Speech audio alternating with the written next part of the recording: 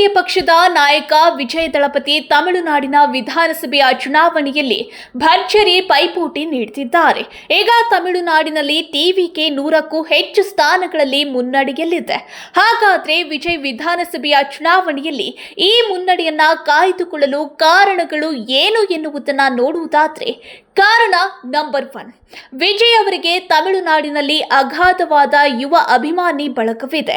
ಮೊದಲ ಬಾರಿಗೆ ಮತದಾನ ಮಾಡುವ ಯುವಕರು ಸಾಂಪ್ರದಾಯಿಕ ಪಕ್ಷಗಳಾದ ಡಿಎಂಕೆ ಮತ್ತು ಎಐಎಡಿಎಂಕೆಗಿಂತ ಹೊಸ ಬದಲಾವಣೆಯನ್ನ ಬಯಸುತ್ತಿದ್ದು, ವಿಜಯ್ ಅವರನ್ನು ತಮ್ಮ ನಾಯಕನನ್ನಾಗಿ ನೋಡುತ್ತಿದ್ದಾರೆ.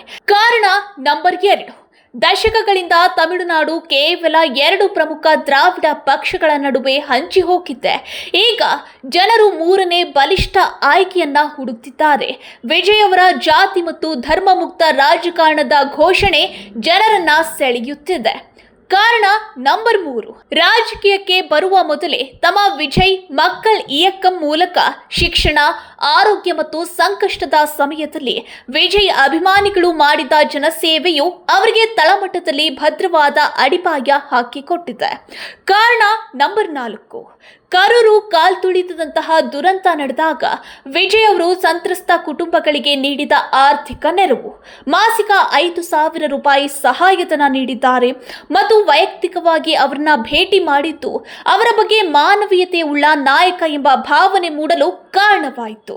ಕಾರಣ ನಂಬರ್ 5, ವಿಜಯ್ ಅವರ ಸಿನಿಮಾಗಳಲ್ಲಿರುವ ಸಾಮಾಜಿಕ ಸಂದೇಶಗಳು ಮತ್ತು ಅವರ ಸ್ಕ್ರೀನ್ ಇಮೇಜ್ ಅವರು ನಿಜ ಜೀವನದಲ್ಲೂ ಬದಲಾವಣೆ ತರಬಲ್ಲರು ಎಂಬ ನಂಬಿಕೆಯನ್ನು ಜನರಲ್ಲಿ, ವಿಶೇಷವಾಗಿ ಮಹಿಳಾ ಮತದಾರರಲ್ಲಿ ಮೂಡಿಸಿದೆ. ಕಾರಣ ನಂಬರ್ 6, ಪ್ರಸ್ತುತ ಆಡಳಿತಾರೂಢ ಸರ್ಕಾರಗಳ ಮೇಲಿನ ಅಸಮಾಧಾನ ಅಥವಾ ವಿರೋಧ ಪಕ್ಷಗಳ ವೈಫಲ್ಯವು ವಿಜಯ್ ಅಂತಹ ಹೊಸಬರಿಗೆ ಲಾಭವಾಗಿ ಪರಿಣಮಿಸುತ್ತಿದೆ.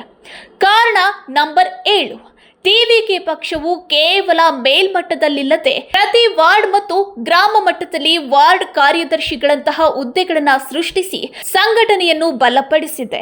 ಈ ಅಂಶಗಳು ವಿಜಯ್ ಅವರ ರಾಜಕೀಯ ಹಾದಿಯಲ್ಲಿ ಪ್ಲಸ್ ಪಾಯಿಂಟ್ ಆಗಿದ್ದು, ಅವರು ಮುನ್ನಡೆ ಕಾಯ್ದುಕೊಳ್ಳಲು ಸಹಾಯ ಮಾಡ್ತಿವೆ.